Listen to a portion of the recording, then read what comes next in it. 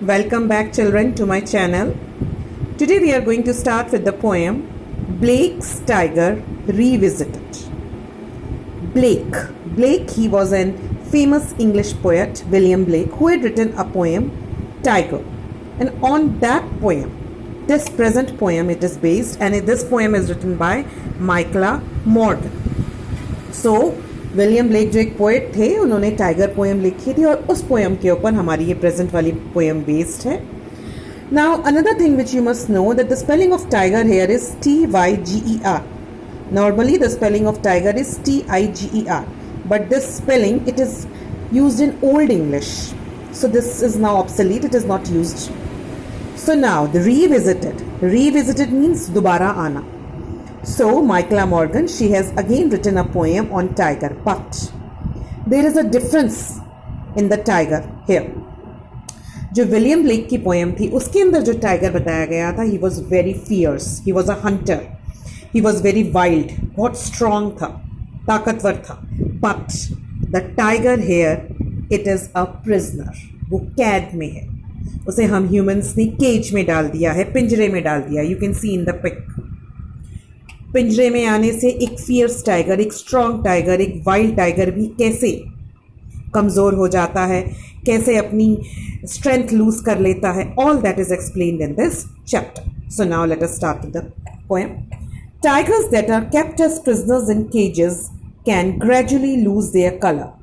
They lose their beautiful stripes and fade gradually to white. Now she is saying कि tigers जिनको हम पिंजरे में रखते हैं, कैदियों की तरह रखते हैं, वो स्लोली, ग्रेजुअली मीन स्लोली, वो अपना कलर लूज कर जाते हैं. और कैसे हो जाते हैं?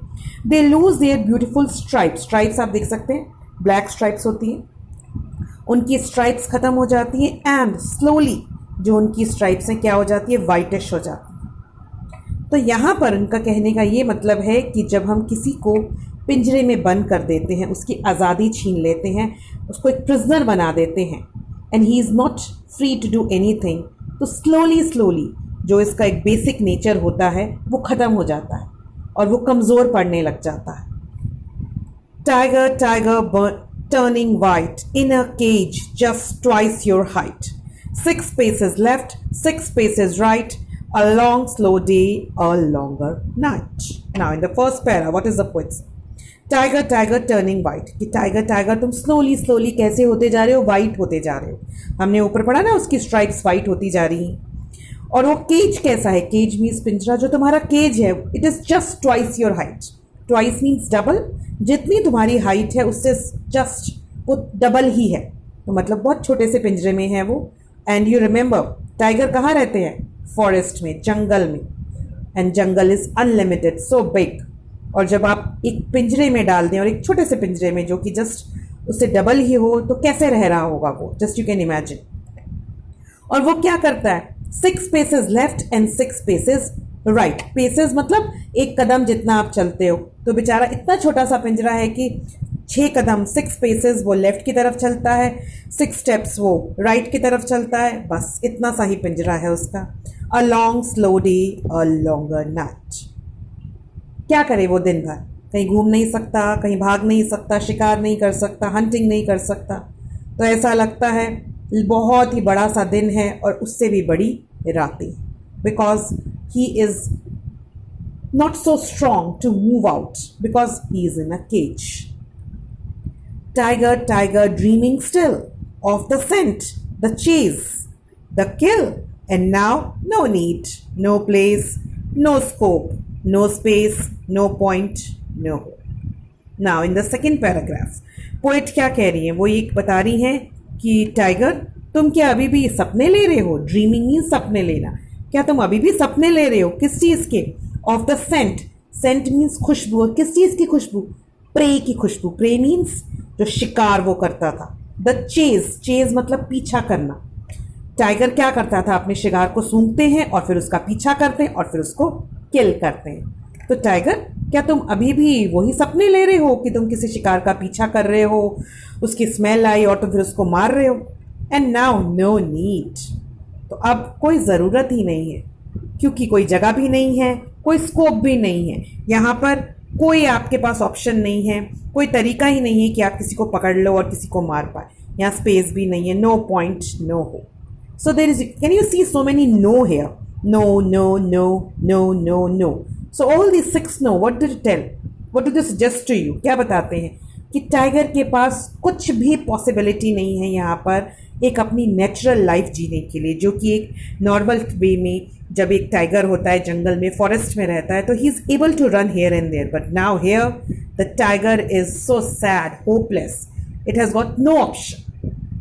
तो आई थिंक आपको फील हो रहा होगा कि कैसे जब हम किसी को कैद कर लेते हैं तो वो कितना मजबूर हो जाता है, वो कुछ भी कर नहीं पाता। Then in the third paragraph, let us see. Tiger, tiger, paces, paces. Once he flashed through open spaces. His world once echoed to his roars. Now he's quiet. He stares. He snores.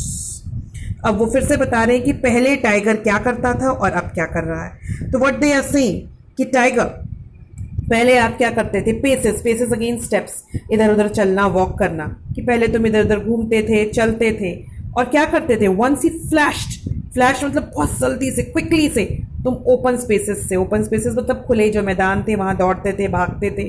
और एक समय क्या होता था, तुम्हारी जो आवाज़ थी, roars, roars it is the voice of the tigers, तो जब तुम दहाड़ते थे, तब तुम शोर मचाते थे, तो जो उसकी आवाज़ थी पूरी दुनिया में उसकी गूंज सुनाई देती थी, एको मीन्स गूंज सुनाई देती थी। But now you are quiet, अब तुम बिल्कुल चुप हो। यू स्टेयर, स्नो, स्टेयर मतलब एक टक, एक ही जगह पे देखते रहना, क्योंकि कहीं और वो देख ही नहीं सकता, कहीं और वो जा ही नहीं सकता। और स्नोर करता है। स्नोर क्या होता है, जब हम सोते हैं तो हमारी आवाज़ आती है ना नोज से, तो दैट इज, सब स्नोर करते हो या इधर उधर देखते रहते हो, बस because you are all so much in the cage and you cannot do anything.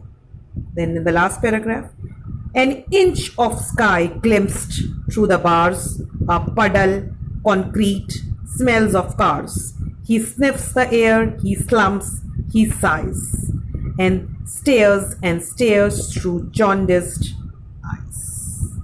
Now what they are saying. In the last paragraph, if you can read out, the poet is trying to say the very, very sad condition of the tiger in the cage. She's saying an inch of sky glimpsed through the bars. Glimpse means थोड़ी सी रोशनी दिखाई दी, पूरा नहीं दिखाई देता। और bars क्या होते हैं, जो ये पिंजरे के, you can see the bars, these are the bars, पिंजरे के जो bars हैं उसमें से थोड़ा सा आपको थोड़ी सी रोशनी, थोड़ा सा स्काई नज़र आ जाता है। और क्या नज़र आता है, दूर कोई एक पडल है, पडल मीन्स एक पानी का कोई गड्ढा है। कॉन्क्रीट, कॉन्क्रीट मीन्स दूर दूर बिल्डिंग्स हैं और आपकी रोड्स हैं। Smells of cars, cars pass out कर रही हैं, ट्रैफिक है, यही सब। अब आपको प्रे की स्मेल नहीं आती, शिकार की स्मेल नहीं आ रही है, अब आपको स्मेल किसकी आ रही है, कार्स की, व्हीकल्स की।